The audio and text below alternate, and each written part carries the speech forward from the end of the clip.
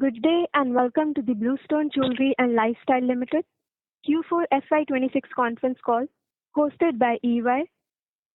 As a reminder, all participant lines will be in the listen-only mode and there will be an opportunity for you to ask questions after the presentation concludes. Should you need assistance during the conference call, please signal an operator by pressing star then 0 on your touchtone phone. I now hand the conference over to Ms. Riya Dharia from EY Investor Relations. Thank you and over to you, Ms. Riya. Thank you, Ikra. Good morning to all the participants on the call. Welcome to the Q4 and FY26 earnings call of Bluestone Jewellery and Lifestyle Limited. Before we proceed with the call, let me remind you that the discussion may contain forward-looking statements that may involve known and unknown risks, uncertainties, and other factors.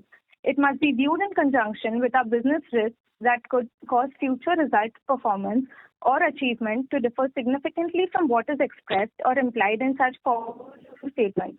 Please note that we have mailed the results and the same is available on the exchange. In case you have not received the same, you can write to us and we'll be happy to send the same over to you.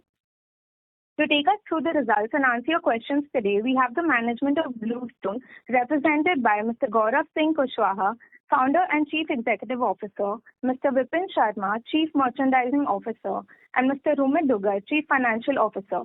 We will start the call with a brief overview of the quarter gone past and then conduct the Q&A session. With that said, I will hand the call to Gaurav. Over to you, Gaurav. Thank you, Riya. Good morning, everyone, and thank you for joining us at Bluestone's Quarter 4 and FY26 earnings call. FY26 marks a milestone year for us as our first full financial year as a listed company and delivering 4 quarters of year earnings post-listing. During the year, we demonstrated strong growth momentum, deepening distribution penetration, significant improvement in cohort productivity, and strong operating leverage. This operating performance sets up nicely going into next year and beyond. We are in a unique position to fill the large consumer experience and product market gap with our omni-channel experience, pan-India distribution, and design-led product approach across categories. We enter FY27 with robust exit growth as demonstrated in Q4 with a clear focus on execution, driving deeper wallet share among existing customers while continuing to expand our customer base. Let me briefly touch upon the demand environment, key retail parameters, and financial performance. Also, it is imperative as we execute towards such a large opportunity that you get to hear and interact on strategic aspects with various leaders at Bluestone. Today, we have Vipin, our Chief Merchandising Officer, on the call, who can take you through the more strategic aspects around various parameters and how we think about executing across these vectors. Coming to demand. Consumer demand trend remained resilient in Q4, with consumers continuing to spend at their preferred price points in the categories of choices. In our view, quality merchandise assortment is key across demand vectors, categories, and price points, and remains a critical execution priority. Same-store sales growth of 34% this quarter demonstrates demand environment is resilient. Growth was broad-based with homogeneous SSG growth trends across all 3 months of the quarter. A key driver to our performance continues to be our omni-channel model, seamlessly integrating digital and physical retail. As of March 26, we operated 340 stores across 134 cities, adding 17 stores during the quarter and 65 stores for the year, significantly strengthening our national footprint.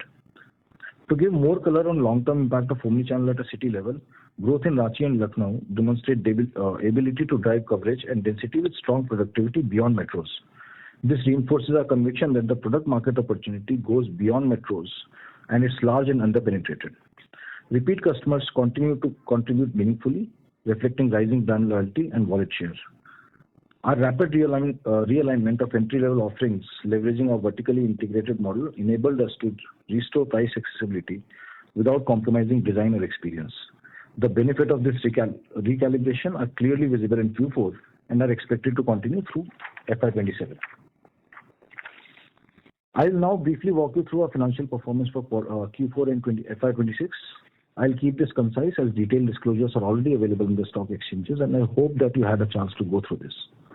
For the quarter, standalone revenue grew 49.1% year-on-year, and we delivered revenues of 2,441 crore for the full year. As highlighted earlier, our revenues are recorded on retail sales basis, including franchisee stores, providing a clean and transparent view of underlying consumer demand.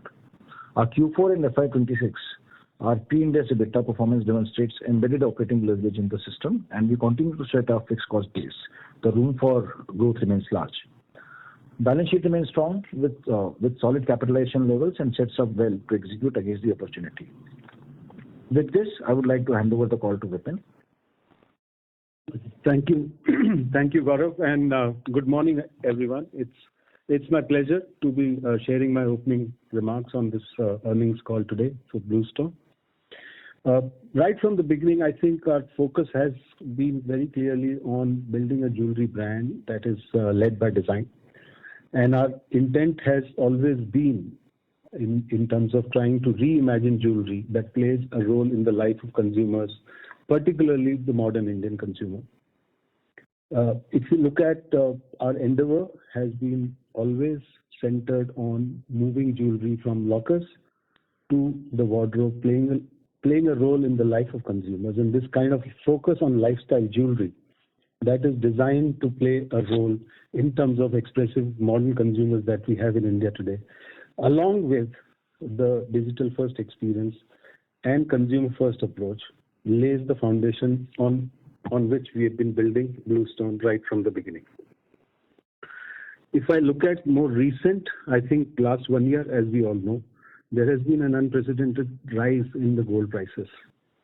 This rise in gold prices triggered a dislocation in terms of overall merchandise that we had on certain price points and in certain categories, and that became our focus in terms of immediate actions that needed to be taken to plug this gap caused by a significant rise in terms of gold prices. And I think at the same time, it was also an opportunity for us to put a real test on our approach in terms of vertical integration, the foundation of our manufacturing and design approach in terms of how we develop our new products and offerings. With this focus, I think we were able to respond with this vertical integrated model in a very responsive manner, at a very fast pace, and I think some of that effect we saw in terms of the performance that we see coming back to our regular levels in terms of the overall growth that we saw in the previous quarter. I think what is of particular significance here is to highlight the fact that our design works in close collaboration with manufacturing, with a focus on innovation and techniques that allow us to sweat the gold more effectively. Included, along with this innovative approach, is the opportunity to look at alternate materials that the modern Indian consumers seem very open to, not just as a means to achieve certain targeted price points, but also as an expression of, I think, their own personalities and a sense of style that the modern Indian consumer is very interested in. I think at this point it would be relevant for me to highlight one of the new initiatives that we've undertaken is the probably industry's unique and first kind of its own experiment, as we set up an exclusive store that focused on offering men's and kids jewelry to our consumers. I think it is very clear. I think it is well recognized, the association that jewelry in general has with women and the kind of designs that are created. But if we see a modern man in the Indian context who wants to be very expressive, and in terms of expression of the style, I think it's our endeavor to say how do we give more focus to the kind of exciting products and offerings that we have.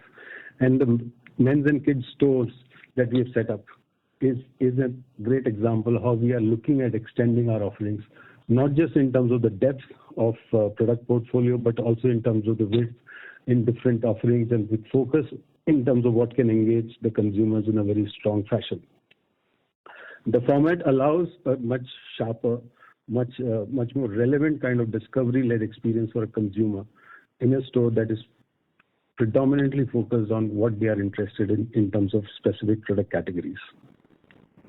Broadly, in terms of demand trends, I think Gaurav touched upon those points. But if you look at consumer, I think fundamentally consumers' traction with our overall offering continues to stay strong. and our focus will continue to be on looking at making our portfolio stronger and more design-led as we move forward. We continue to see this structural gap that exists in terms of what the consumer expects and what broadly the market delivers at scale. I think Bluestone comes in, steps in with its own point of view, with an approach that is omni-channel, pan-India distribution at scale, and design-first approach across categories, making us a very strong and unique player in terms of a modern consumer's lifestyle. With these widening across price points, and we are expanding into underserved demographics while maintaining strong economic discipline. This positions Bluestone to support network expansion, improve repeat engagement, and drive sustainable compounding growth over time. With that, may I request that we can begin our Q&A session. Thank you. Thank you very much. We will now begin the question and answer session. Anyone who wishes to ask a question may press star and one on their touchtone telephone. If you wish to remove yourself from the question queue, you may press star and two. Participants are requested to use handsets while asking a question. Please note, in order to ensure that the management will be able to address questions from all the participants in the conference, kindly limit your questions to 2 per participant. Should you have a follow-up question, please rejoin the queue. Ladies and gentlemen, we will wait for a moment while the question queue assembles.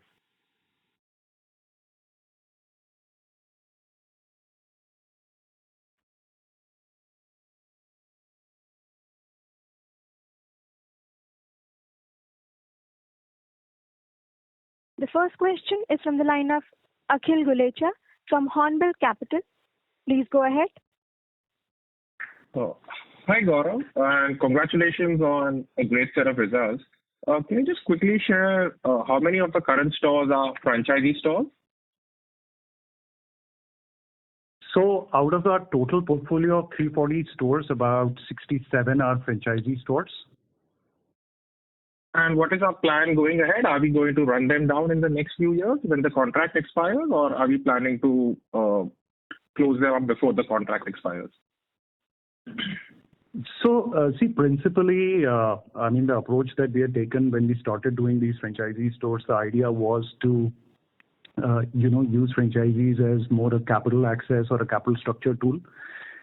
Now, given where we are in terms of size, scale, balance sheet, capitalization, obviously that kind of structure from a cost of capital perspective doesn't make sense. But from a relationship perspective, we are not accelerating their exit.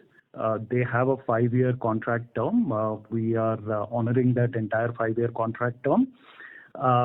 From a trend line perspective, I think 27 and 28 should see a significant drop in terms of this classical franchisee model that we have had historically. So 27 and 28 is going to see a substantial drop in terms of the franchisee-owned company-operated stores. Got it. Thank you. And our stock costs have seen almost an 80% rise over FY25. So any thoughts on the trajectory of that going ahead? Sorry, the question was not very clear. Can you please repeat the question? Yeah, sorry. So our ESOP cost has seen almost an 80% rise from FY25. So any thoughts on the trajectory of that number going ahead? Sure. So the trajectory of ESOP cost on the P&L is something that we have shared in our management commentary also. But let me take this opportunity to elaborate a little more. So I think ESOP as a tool. So ESOP is a tool to kind of make sure that the ownership is fairly well distributed, especially in the senior leadership of the company, and that people at the top they're actually aligned with the long-term objectives of the shareholders also. So by making them a shareholder as well. So I think one of the thoughts that we had before going IPO was to strengthen our management team. So Sudeep, Rumit, Vipin, Nikhil, Harshit. So essentially, these are the 5 top management folks beyond myself. So essentially, 2 years before that, we believe that as we go IPO, we should make sure that for next 5, 6, 7 years, everyone is aligned. So if you look at our ESOP allocations historically also, first at an overall level, almost 90% of our ESOPs are with the management, with top 6 people in the company. So ESOP is not something that we use as a broad-based compensation tool across let's say various functions, etc. But we use it as a very specific and a very potent tool to make sure that the entire management is aligned with the shareholders. And hence, it's more of a management stock option plan, less of an ESOP employee stock option plan. And hence, it's not something that should be seen very linearly. In the sense that it's not, so as our employee costs increase, it's not that every employee in the company has ESOPs and so on and so forth. It's more of to keep the management aligned. And hence I'm sharing another number with you, which is that 90% of these ESOPs are with the top 6 people in the company.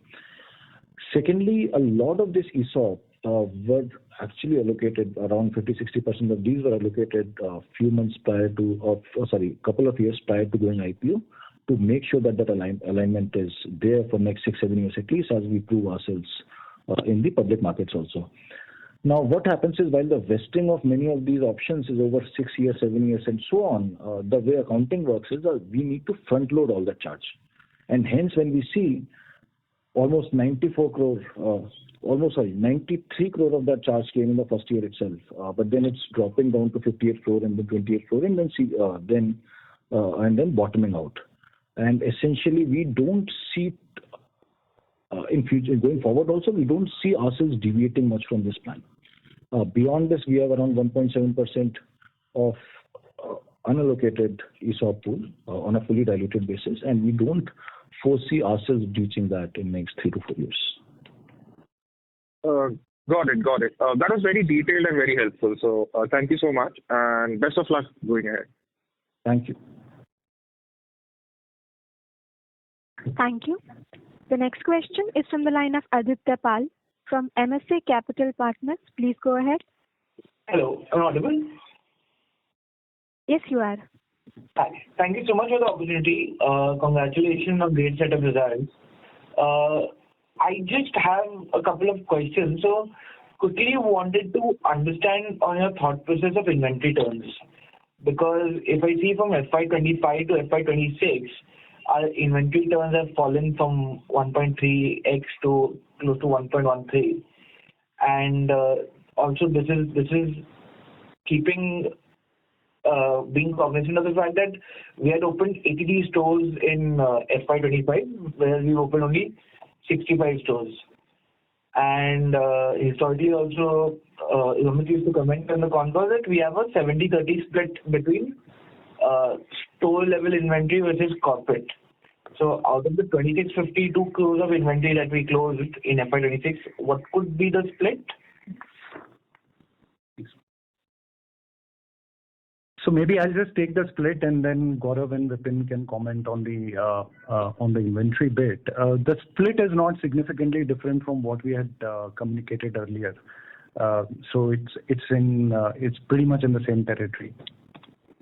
Right. I think if you look at in terms of while quarterly variances happen based on how consumer behavior is for that specific quarter, I think more fundamentally the question is really touching upon a few important aspects. If you look at in terms of what's happening at a consumer level in terms of its life cycle and how we looking at setting the cost base and capital productivity. I think overall we are in a high growth phase, setting up new stores.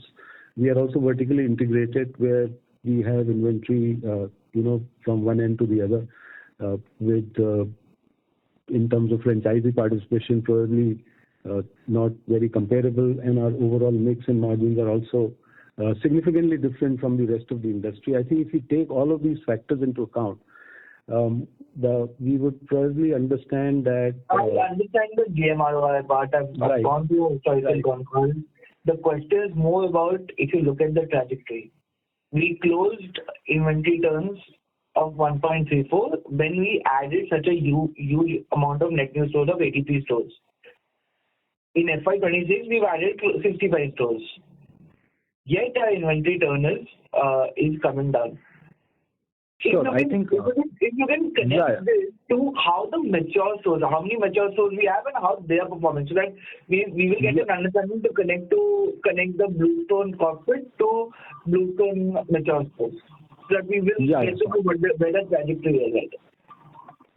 Sure. So I think this year one of the kind of one-offs that happened in this financial year was the sharp increase in gold, which has actually led to a very sharp increase in the value of closing inventory. Because this is a one-off, and this is the case with almost all the players in the industry, where the closing inventory is kind of disproportionately higher than the sale numbers for this particular financial year. So I think that is one thing that has impacted. Otherwise, if I were to normalize for that, I don't think the inventory turns should have changed that much, especially because we are calculating that on the closing inventory. As gold normalizes, and I think it has normalized over the last 2 to 3 months, we have not seen too much of an activity. It has been range bound. I think we are seeing the inventory efficiency coming back, and I think if it remains stable over the next 1 year, the inventory efficiency should be much better than what it is right now, especially when you look at the closing inventory level.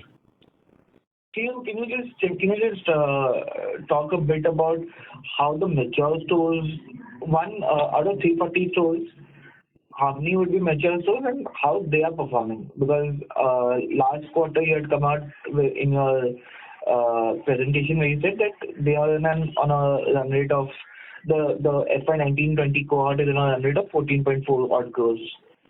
And how? Yeah. So good question. So basically, so you're right. I mean, a lot of these returns, etc. When you calculate it, you're just calculating at the balance sheet level, which also carries, let's say, manufacturing inventory and so on. And those things actually normalize and kind of taper off over long term. So the right way to look at it is how mature stores are performing, and as more and more stores move towards maturity, the company-wide inventory turns will also kind of tend to go towards that. So internally we track that obviously, and I think mature stores, the stores which have seen more than 3 to 4 years of operations, there we see these turns to be hovering somewhere between 1.7 to 1.9. All right. And earlier. Sorry to interrupt. I'm sorry to interrupt at this time. Please continue for more questions.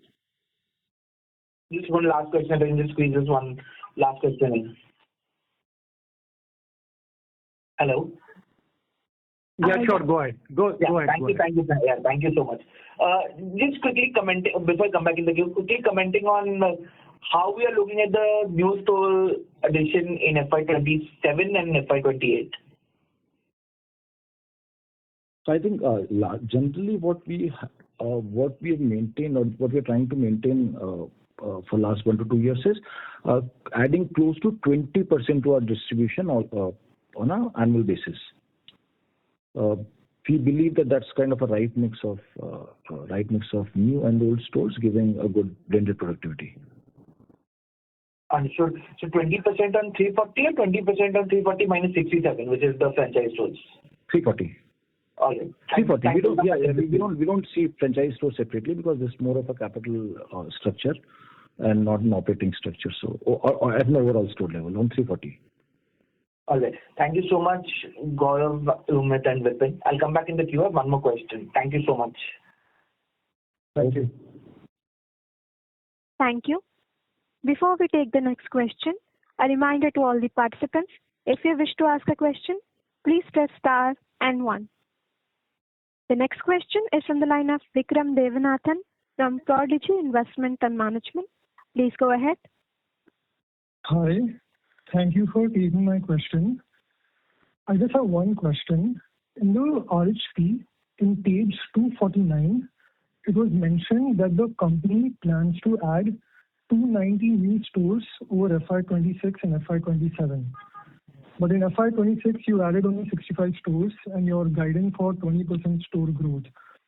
So I just wanted some clarification on why the store expansion plan has been revised down.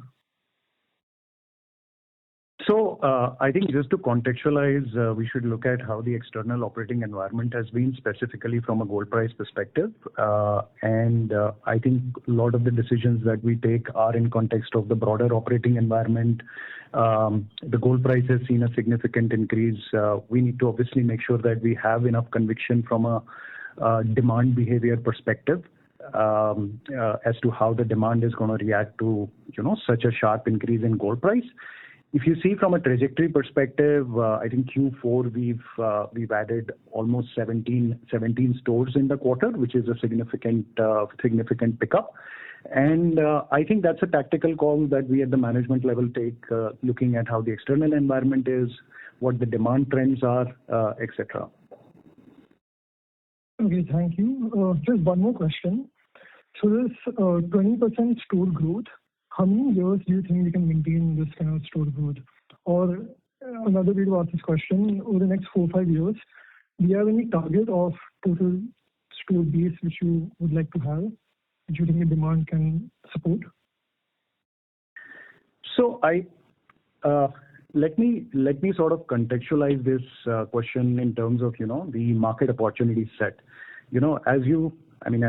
As you all know, there are very few pan-India brands in such a large category, which is close to $80-90 billion, growing at very solid pace from a growth perspective. Further, there are secular tailwinds driven by use of internet, consumer behavior, need for products for more from a consumer perspective rather than jewelry for the locker. If you look at players occupying this whole design-led, omni-channel first kind of space are fairly limited, and that opens up a substantial headroom for us to grow and drive market share. If you look at large pan-India players that drive similar pricing structures that we have are significantly better penetrated from a city standpoint. Further, our format is different from the traditional big box retail, and this format allows us to deliver better density and higher productivity.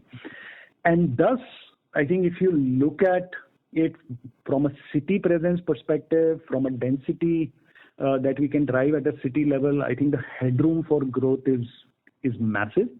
I think we obviously calibrate in terms of how fast we want to grow distribution, how much revenue productivity and cohort vintage we want to have at a blended level. So I think those are sort of tactical puts and takes that we take. But I think as Gaurav mentioned, I think a 20% CAGR on distribution is a fairly good number which we can continue to deliver over several years. Okay. And you expect all the stores to eventually converge to a 14 to 15 crore kind of revenue per store at peak utilization, right? At the minimum. Okay. Thank you. That is all. Thank you. Thank you. The next question is from the line of Harish Advani from Axis Capital. Please go ahead.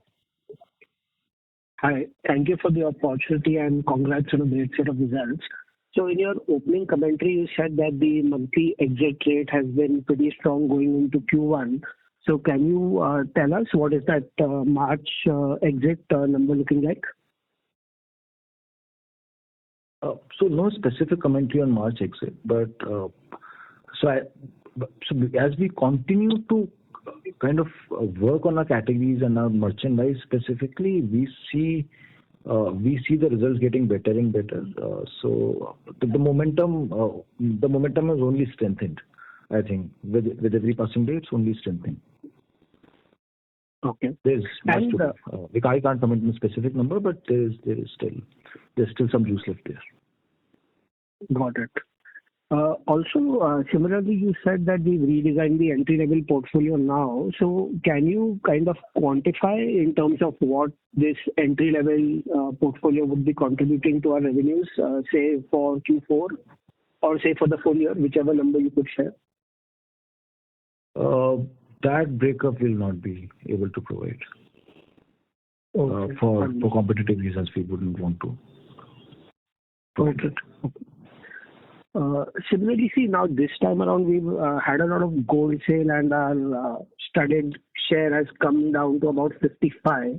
So given that now the gold price scenario has more or less stabilized, as you've said, where do we see this number moving in the next, say, 6 months? Do we envision it going back towards the 60-65 band or possibly even higher now that the customer has learned to deal with these kind of gold prices? So I think there is, last 1 year, there has been quite an upheaval in terms of, the way gold prices moved. So obviously consumer tends to anticipate and have one's own kind of mindset around the buying behavior fundamentally. From our point of view, I feel that for us it's like looking at we built overall network which has its own cost base and kind of operating leverage. So for us it's an opportunity to dip into a greater share of wallet from a consumer point of view, kind of looking at making sort of expanding our portfolio without diluting our focus on design-led product portfolio that's playing a meaningful role in the lives of modern consumer. And I think three core pillars there are what's happening to consumer life cycle. If we want to look at over next 2 to 3 quarters in terms of how what we are expecting, I think our thinking on approaching this from a product portfolio and product development point of view, fundamentally nothing has shifted on that aspect. And focus is clearly on looking at taking the brand forward and sweating the cost base of capital productivity with an eye on greater share of the wallet at an overall level. Okay. And there would be no element of any seasonality out here that maybe, say, the customer was preferring more of gold Sorry to versus interrupt, studded. Harish. Please rejoin the queue for more questions. Sure. Thank you. Yeah, maybe we can just answer that and then Harish, you can come back in the queue. I think from a seasonality perspective, I mean the seasonality is largely there in Q3, right? Like which is there pretty much across the board.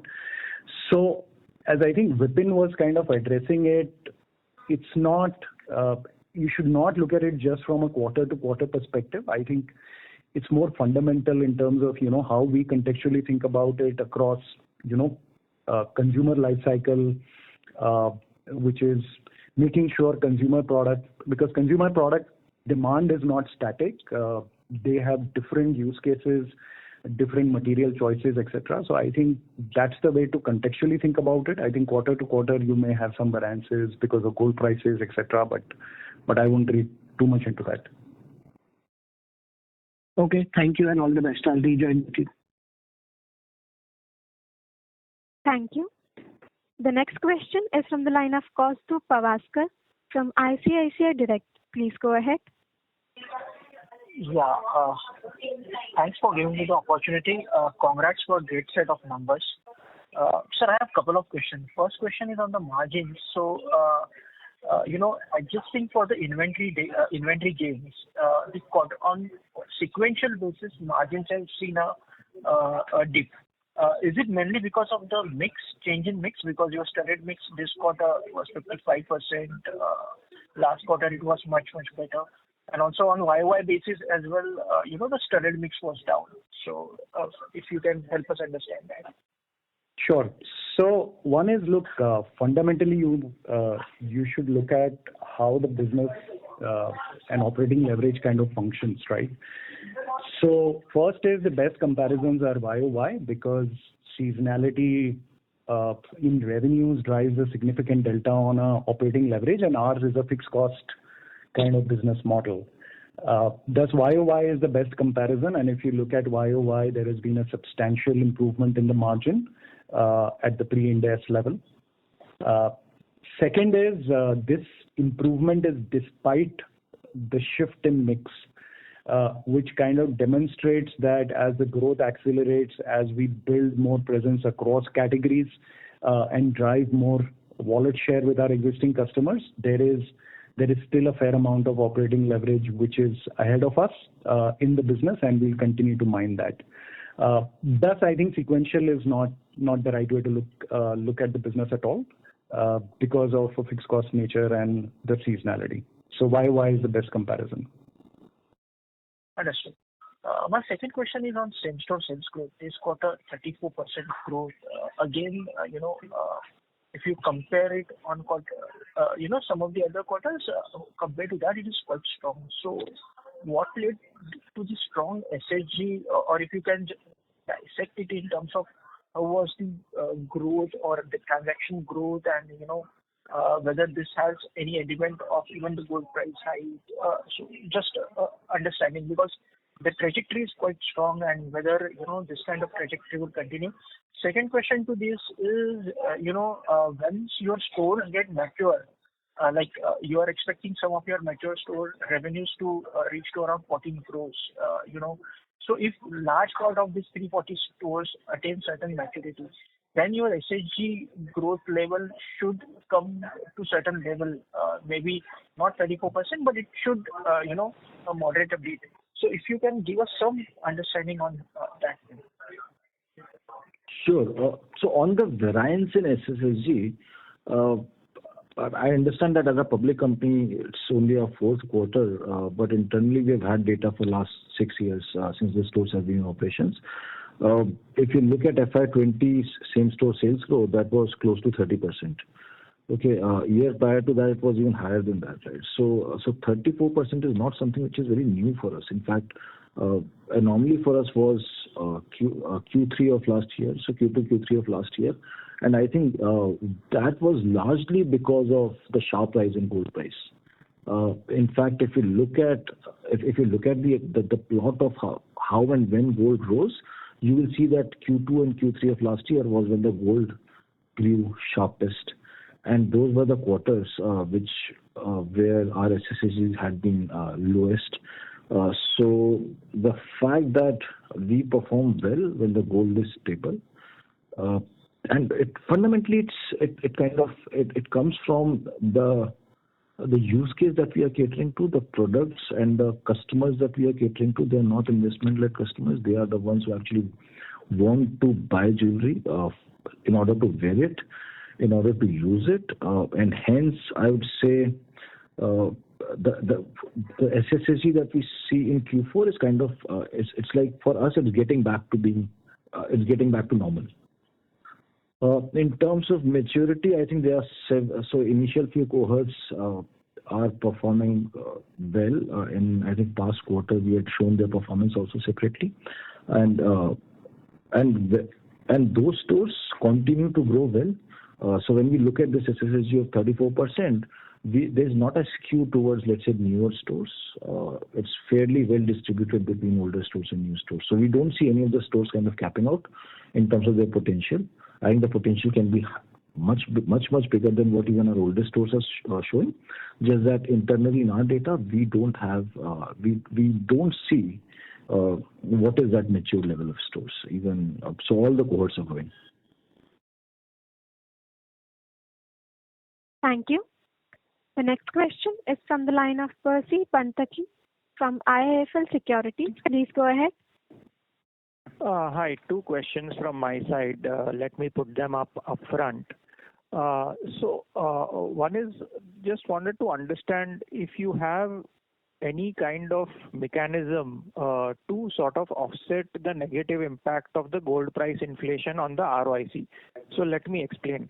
So when the gold price goes up very sharply, you see a restatement of the hedged part of the inventory to the MTM, and that increases your inventory in the balance sheet.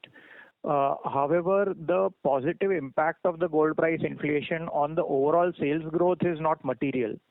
And therefore, you have a situation where the sharp inflation in gold price increases your balance sheet size much more than it does to increase your P&L, and that results in the ROIC getting dampened. Just wanted to understand if this is a structural part of the business model, or is there anything you can do to offset this impact? So that is question one. Question two is, with the gold price inflation, a lot of consumers are going towards the plain gold jewelry, and that is putting significant pressure on the gross profit.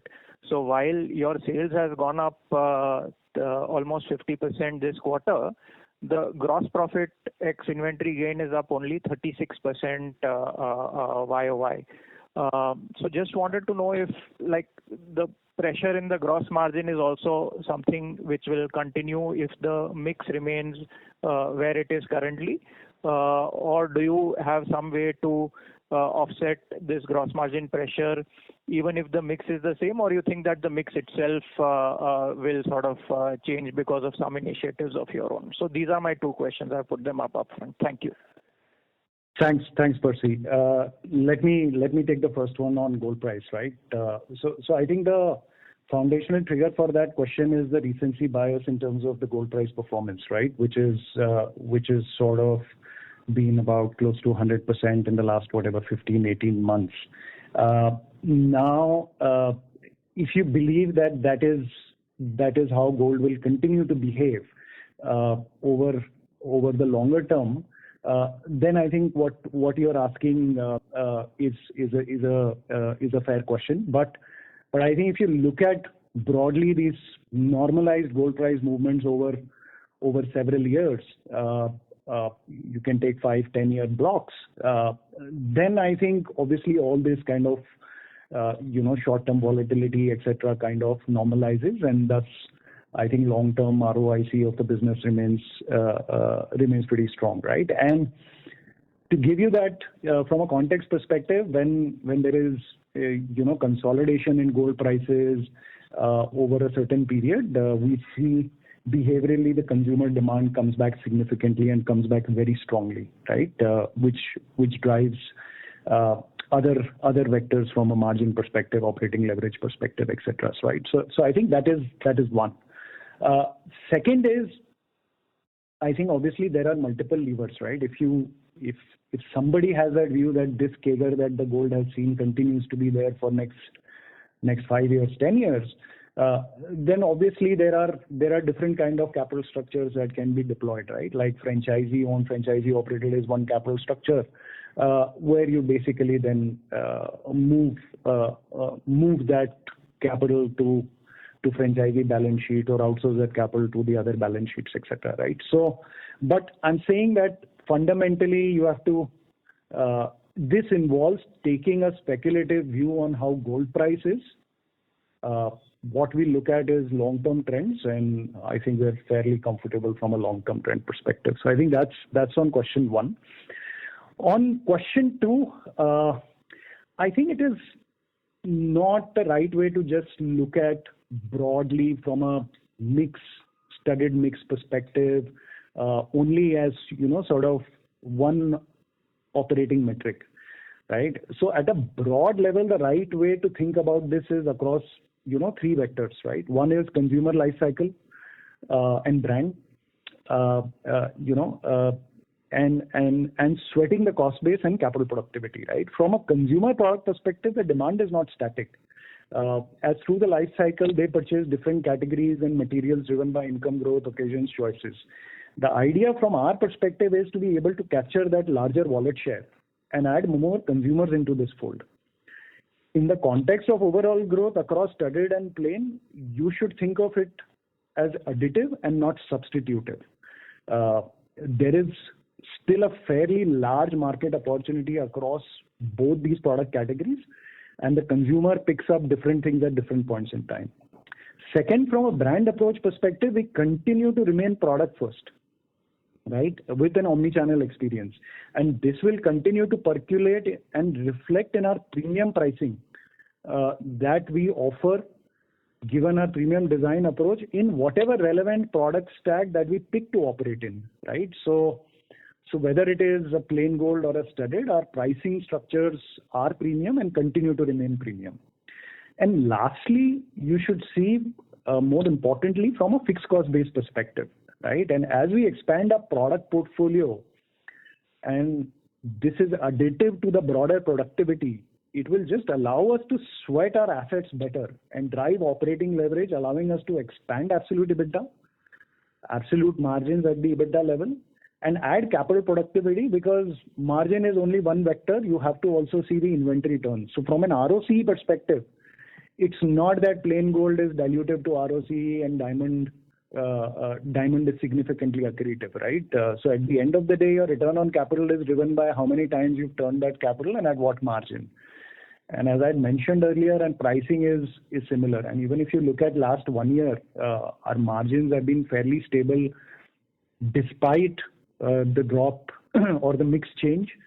Despite the significant change in gold prices, we have been delivering fairly good margins with continued operating leverage.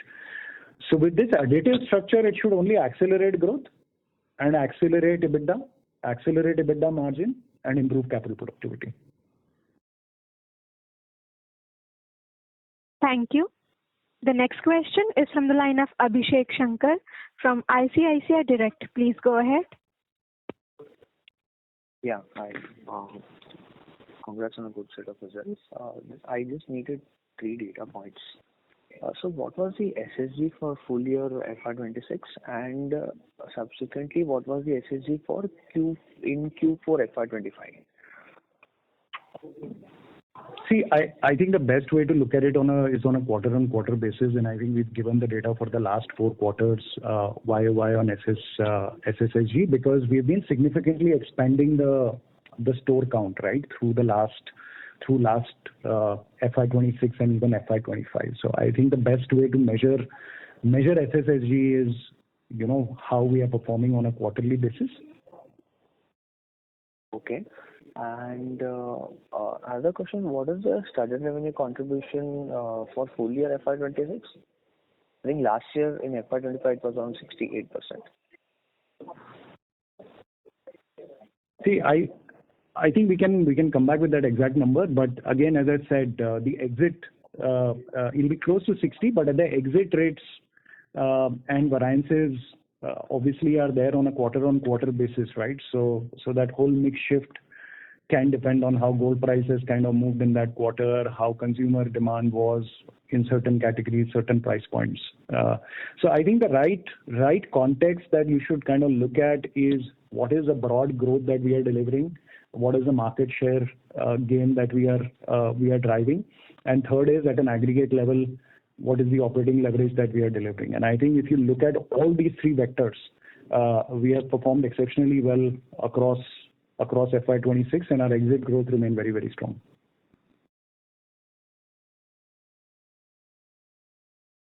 Thank you. The next question is from the line of Rajiv B from Nuvama. Please go ahead. Yeah, hi. Good morning and thanks for the opportunity. So I am on slide 28, and this is the gross profit and contribution profit gap. Now, I just want to understand, this cost is largely fixed in nature, is it? And let's say if we were to grow another 50% next year, so then we will see another, let's say, close to 160 basis point leverage on this line item again. And the second part is, if you can also talk about how should we think about the advertisement cost for future. Thank you. So maybe I'll pick the direct cost and Gaurav can talk about A&P. So the delta between gross profit margin and contribution margin is largely direct cost, and direct cost is split between the cost of manufacturing, because we are vertically integrated. There is cost of manufacturing. It includes payment gateway, shipping, logistics, etc. So I think a lot of operating leverage from a manufacturing productivity perspective, capacity utilization perspective came through between FY25 and FY26. But this is not really a fixed cost to that extent from where we are right now. So there is obviously an element of fixed cost on the manufacturing side, but with revenue productivity and better capacity utilizations, I think bulk of that is kind of reflecting in our performance in the last couple of quarters. So you should not model it as an absolute fixed cost. I'll hand it over to Gaurav to talk about A&P. Yeah, so on A&P, our thought is, so as we were expanding our distribution for past 2 to 3 years, we believe that we should not go overboard on brand building until the distribution is in place, so that whenever we decide to do that, we would get better ROI on that. In terms of numbers, our our endeavor. Our plan is to kind of keep it to not drop it at below 6%. So I think over last 2 to 3 years, we have come down from 12% to 6%, while in absolute terms, it has grown up marginally, but the revenues outpaced it. So in percentage terms, it has dropped from 12% to 6%. Now, we are comfortable at that 6% level, and as we move forward, we'll increase it in absolute terms while keeping it static in terms of percentage. Now, what that will also do is that will actually open up a lot of additional marketing budget for us, which we had not utilized or which we had not used or which we should not used up in the past. So as we increase our marketing budgets, a lot of this incremental budgets would actually go on building the brand, on the brand spends, etc., building long-term growth in the business. So far our marketing spends have largely been kind of performance marketing, sales-driven, online only, very, very tactical ones. But going forward, we'll be making significant investments in building long-term growth. So and we believe that will accelerate growth even further. Thank you. Thanks. All the best. Thank you. Thank you. The next question is from the line of Komanika from Samiksha Capital. Please go ahead. Yeah, hi. Thank you for taking my question. So, in your Q3 FY26 presentation, you gave us like the performance of the 18 stores that were opened in FY19-20. And you also gave us the information around EBITDA margins, which are like 23.8% pre-index EBITDA. So I just wanted to check this also includes any inventory gain, and if yes, then how much? It doesn't include any inventory gain. Okay, so this is excluding any inventory gain. Okay, yeah, that's it.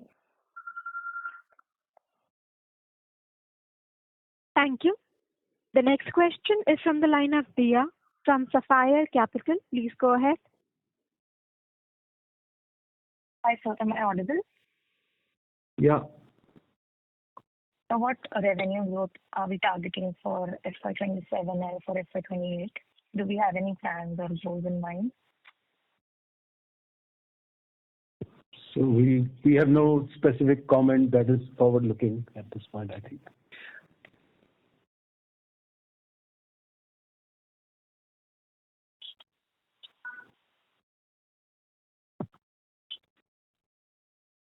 Thank you. The next question is from the line of Aditya Pal from MSA Capital Partners. Please go ahead. Hi. Thank you so much for the opportunity again.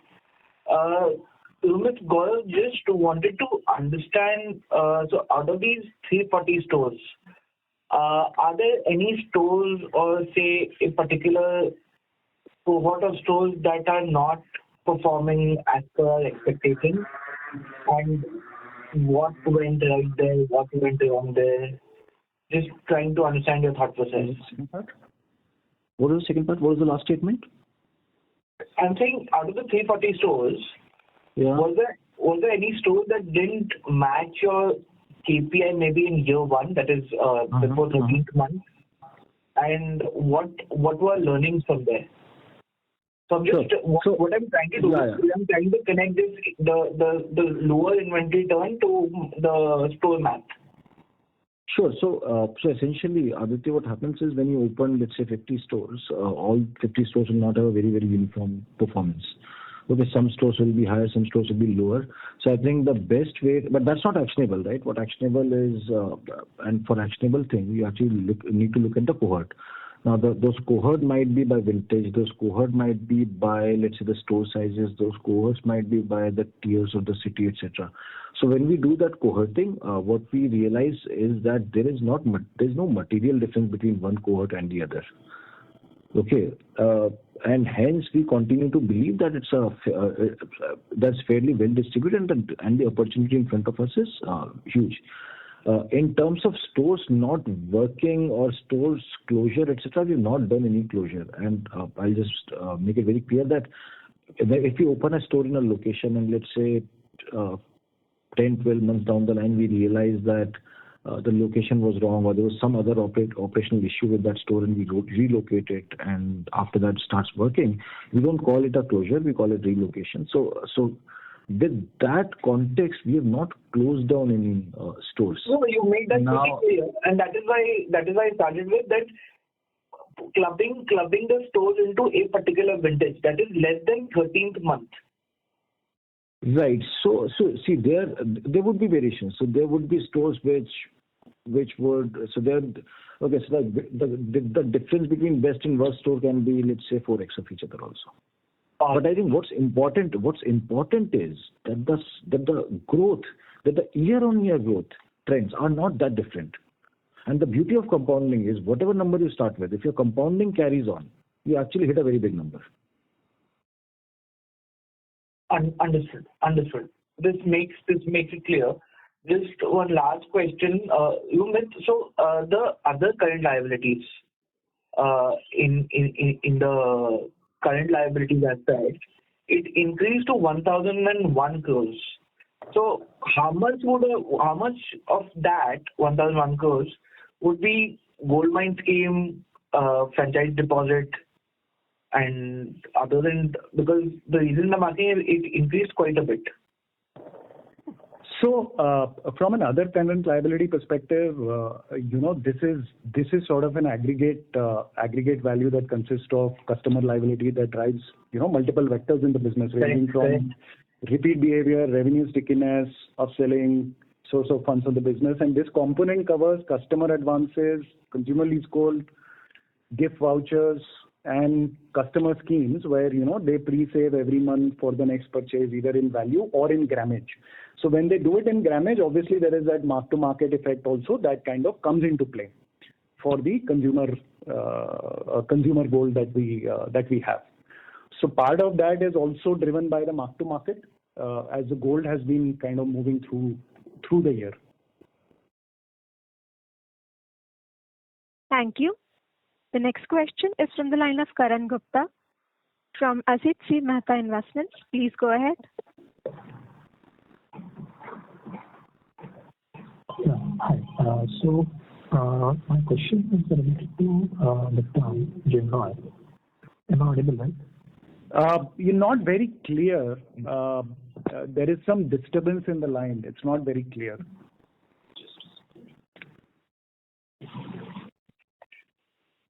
Yeah, so now I think it's clear. I'm sorry, we're not able to hear you very clearly. There's a lot of disturbance in the line. Mr. Gupta, can you use your handset mode, please? Yes.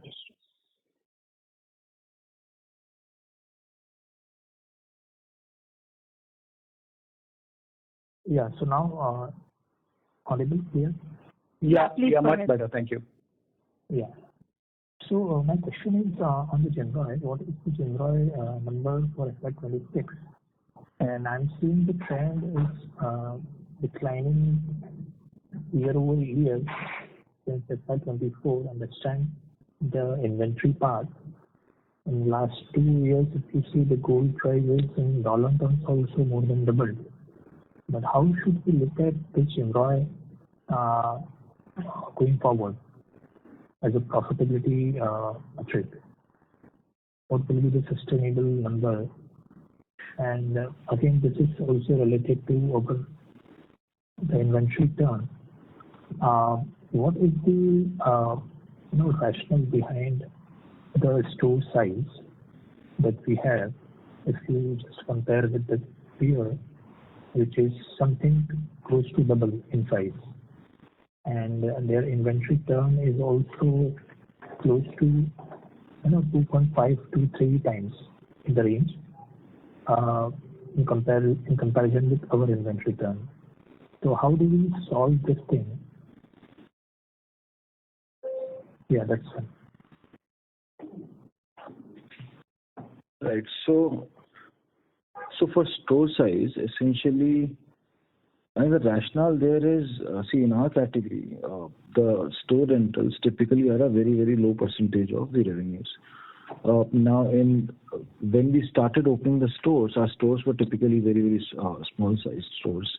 And what we realized was that in many of those cases, we had to actually relocate within next 2 years of opening. Now, the cost of that relocation is actually pretty high.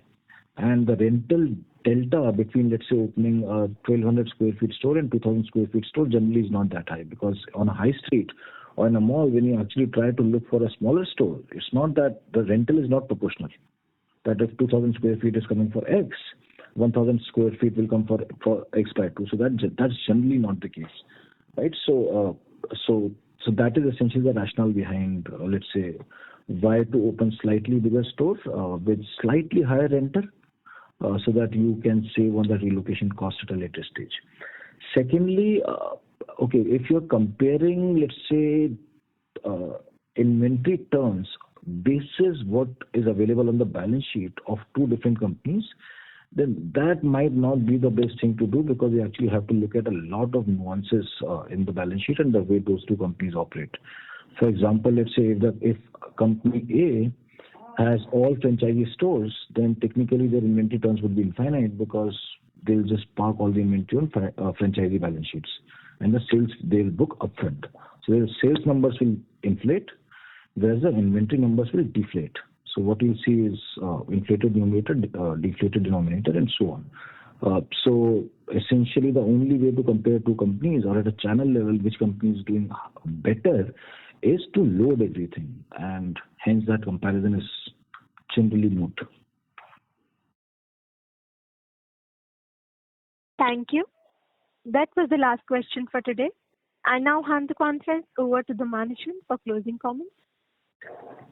Thank you, everyone, for participating on the call today. Look forward to seeing you next quarter. Thank you and have a good day. Thank you very much. On behalf of Bluestone Jewellery and Lifestyle Limited, that concludes this conference. Thank you all for joining us today, and you may now disconnect your lines.